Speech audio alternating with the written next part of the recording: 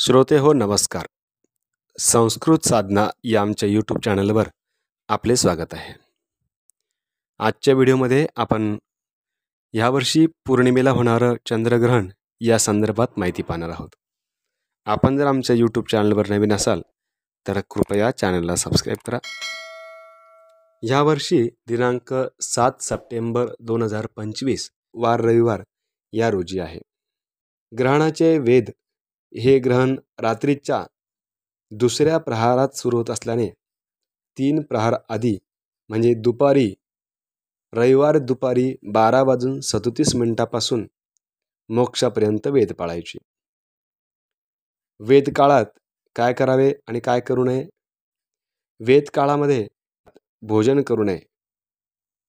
मात्र वेध काळात इतर आवश्यक असे पाणी पिणे, मलमूत्रोत्सर्ग करणे, झोप घेणे इत्यादी कर्म करू नये.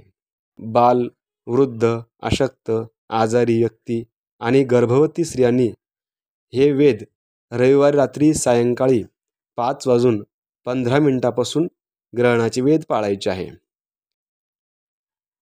ग्रहण स्पर्श होताच स्नान करणे, पर्व कालामध्ये देवपूजा, तर्पण, श्राद्ध, जप, होम हवन, पूर्वी घेतलेल्या मंत्राचे पुरस्चरण चंद्रग्रहणामध्ये करावे.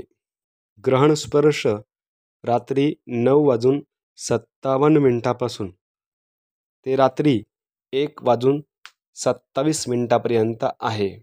ग्रहणाचा कालावधी 3 तास 30 मिनिटे आहे, म्हणजे 3.5 तास ग्रहणाचा कालावधी आहे. रविवार दिनांक 7 रोजी दुपारी 12:37 पासून ग्रहण मोक्षापर्यंत वेध पाळावेत.